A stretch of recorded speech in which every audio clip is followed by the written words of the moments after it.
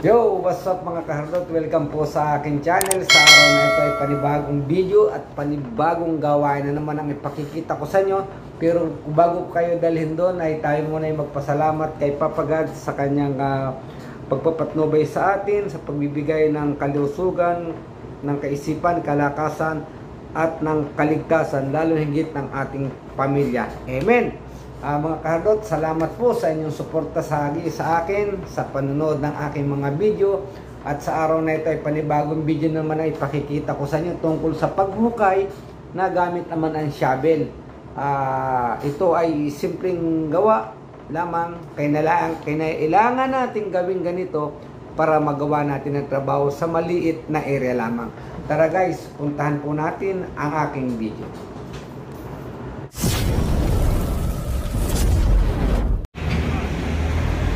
So, isang mapagpalang araw pong muli mga kahardot, welcome po sa aking channel. Ngayon po sa umagang ito ay meron po kaming excavation, pero ang ginagamit namin ay bako.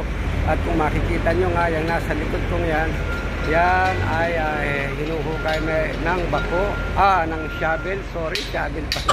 Nagkamali na naman, shovel, ayan, hinuhukay niya at nilalagay doon sa loader, kasi yung loader natin ay hindi kasya dito dahil maliit ang axis. Kung makikita nyo, maliit ang axis doon, ayun no. Kaya yung nag-ukay lang natin ito ay itong shovel. Sinashovel natin itong lupa, ipinapasa doon sa isang shovel sa loader, may loader na malaki, ayun kung makikita nyo. At nilalagay naman ang loader doon sa dalawa. Ayan, tingnan nyo guys, at makikita ko sa inyo ng harap-harap.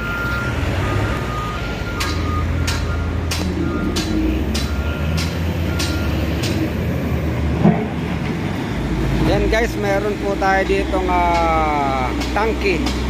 Ngayon, loose material ito, kaya obligado nating tanggalin.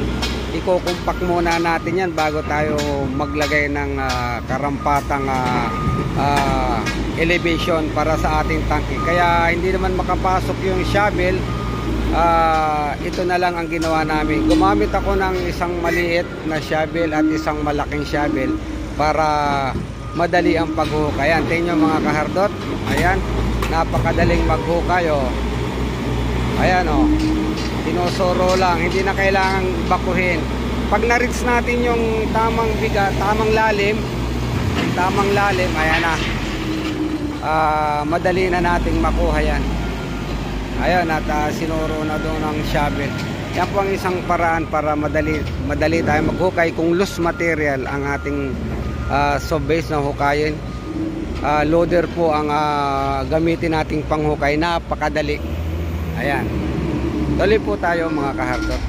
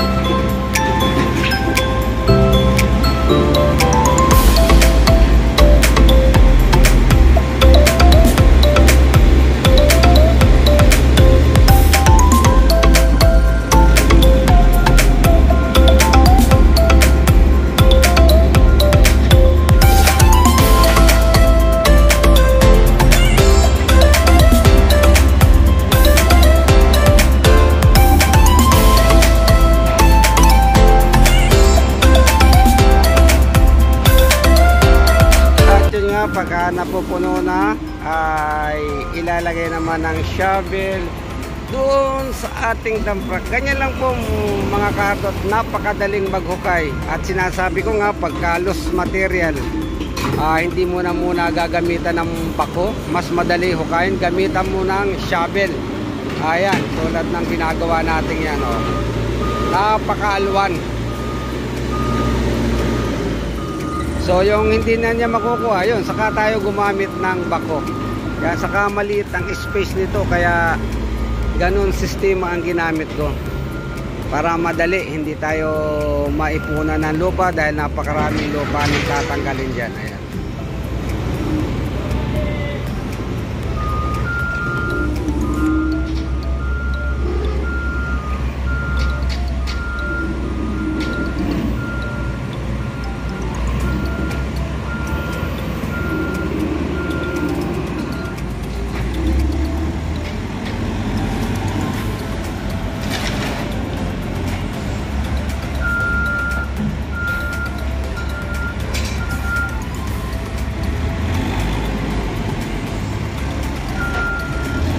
Yun, at tuloy po tayo.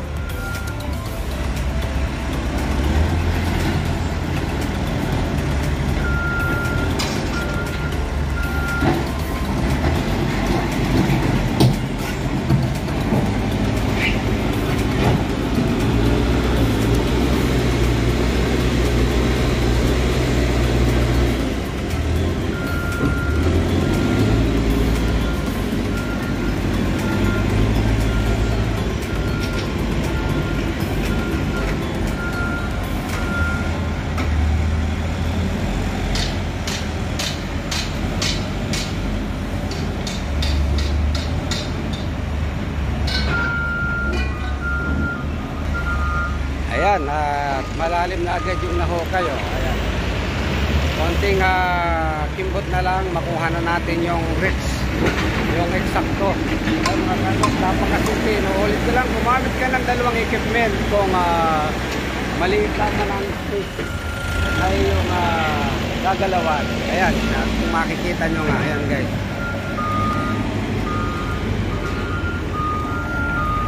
Thumbnail.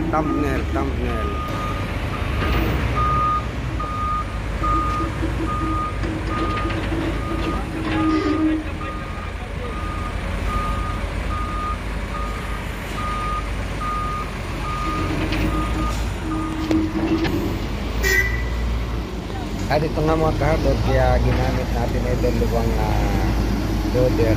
Yung malaking loader hindi makapasok kasi maliit lang yung space ng tatama yung bubong. Kaya po ginamit natin yung maliit ay sa loob. Ayan. At ito na nga ang location ng ating hukay tangke ng palalim. Yan lamang po at maraming salamat po sa inyong panonood ng aking video nito, na kung mayroon kayong comment, mag-comment lang po sa baba. At maraming salamat po at bye-bye.